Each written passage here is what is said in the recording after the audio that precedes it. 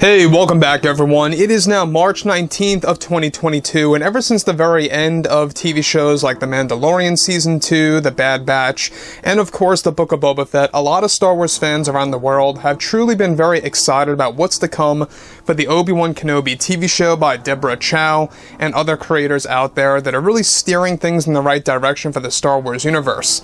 This is Mike Zero. Make sure to subscribe if you're new to the channel for future Star Wars updates.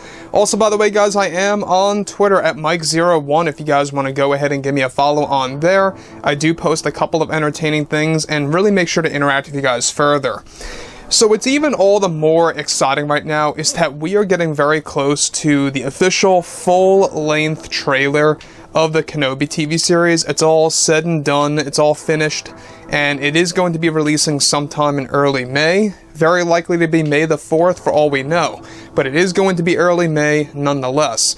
So with that being said, everything related to both Ewan Mcgregor and Hayden Christensen coming back into the Star Wars universe, especially in, the fact that they have a multi-show contract now, so they're not just going to be in the Kenobi series, they're also going to be in other Star Wars projects. A great example is how Hayden will have scenes as Anakin Skywalker's Force Ghost in the Ahsoka Tano TV show. But I digress. What's even all the more intriguing about the Kenobi series is exactly what kind of stories are going to be told for Darth Vader, and exactly what kind of different lengths are going to be made in order to really fulfill the overall Star Wars fandom, in order to really give the fans something truly special overall. So with that being said, however, we also know the fact that the Kenobi TV series is going to be a TV series that will feature characters such as, from the prequel trilogy movies. We've heard a lot of things happening with Yoda and Qui-Gon Jinn, and how that's going to all be interconnected.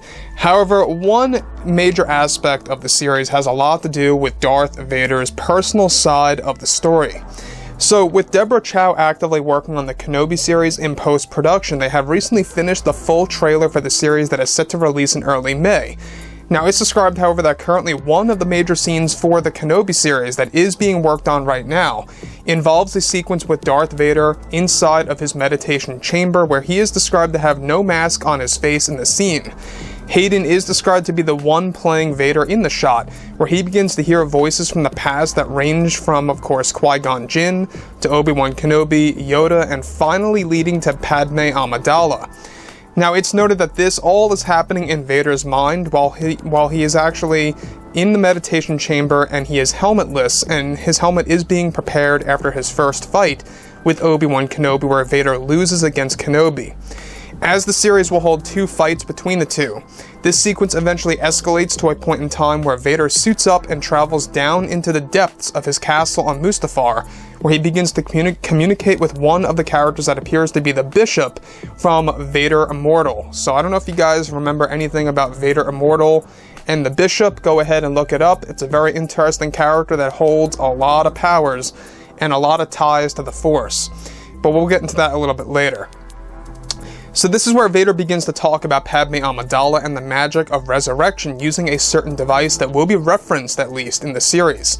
It's described that one of the sequences that were shot involved Darth Vader staring at a distant figure of Padme Amidala that appears to be a vision of some kind within his castle in an alleyway. This vision is described to be, of course, a showcase of Padme from a distance, and it's unclear if Natalie Portman came back for the role or not. However, that appears to be unlikely, as there's been no word of Natalie Portman on set. Now, the scene in Vader's castle begins to escalate to a moment in which he begins to take an elevator up to his observatory, where he begins to talk with the Inquisitors through holograms and orders them to send out some kind of distress signal to lure somebody into their own location. So, in case you guys did not know, Vader's going to have a lot of communication with the Inquisitors in the Kenobi TV series, especially the Grand Inquisitor. It's going to be a very interesting, thing to see this in live action form finally, and exactly how that's going to be done from scene to scene. We already know that Vader, after his first fight, is going to be a big deal, because essentially what we are getting in the Kenobi show are two major battles, two major lightsaber duels, one of which Vader loses, the other of which Kenobi wins. And the last one is the one that Kenobi wins. We'll get into that a little bit later on. But the thing about Vader in this scenario is that this is showing us Vader recuperating after his defeat against Obi-Wan Kenobi, and you can only imagine what's going through his mind, because he fought Kenobi for the very first time in 10 years, and last time they fought, he basically, yes, lost on Mustafar, and here he is, losing again against Kenobi. So, that's the second battle. The first battle, however, is when Vader gets to win and, of course, recuperate after the battle because he does suffer some injuries. So that first battle really does take a toll on his body. Hence why he's going to be in the meditation chamber. Hence why he's also going to be getting new upgrades to his suit and such around those lines. Now, moving on from that. Now, once Vader communicates with the Inquisitors, he begins to make his way back down to the depths of the castle, where he begins to hear more voices of Padme Amidala as he makes his way through a dark hallway, where thunder can be heard in the background as well as the sound of spewing lava. Here, Vader begins to look outside of one of the exits of the castle, where he begins to watch the lava fall, where the distant screams of Anakin on Mustafar can be heard in the distance, using the famous line, "I hate you."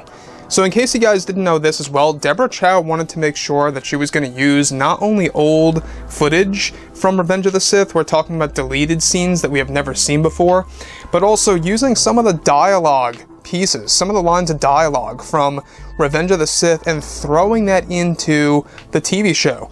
We have already seen the music over the latest teaser trailer and how it really dates back to episode 1, and it's so perfect. It just makes a lot of sense to do that. You can see how Deborah Chow cares. She's on the same exact level as John and Dave. I think that everybody should be very familiar with her from this point on forward, because she's going to be doing great things with handling both Anakin and Vader, and as well as Obi-Wan Kenobi in multiple different Star Wars TV shows to come. So, moving on from that, Vader watching the lava fall is described to be a similar experience to when Anakin was doing the same exact thing on Mustafar and crying, watching the lava river on Mustafar and Revenge of the Sith. Here, themes from Episode 3 begin to play in the background that are mixed all together in order to create a brand new track for the series. The scene then involves Vader walking away from the lava fall, where he slowly walks back into his chamber, where droids begin to pick him up and place him in the bacta tank after they take each limb apart from him one by one. Very interesting. Now, the thing that I think a lot of fans need to be aware of right now is that this series is going to be a very dark TV show. It's going to be the darkest TV series in existence so far. We already had Mando and Book of Boba as live-action TV shows, but for the most part, when you look at those series, they're pretty much more on the lighter side.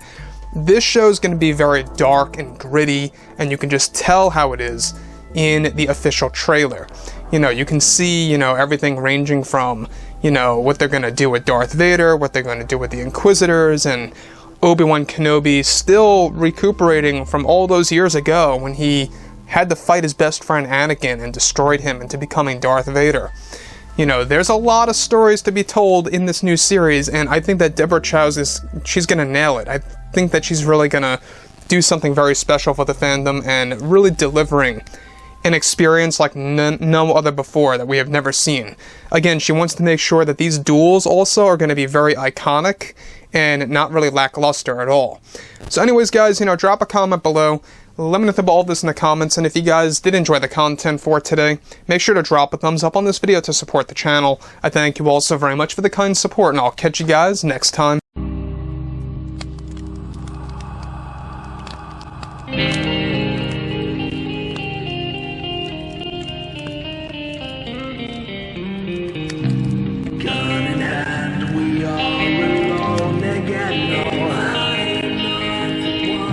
From night to morning.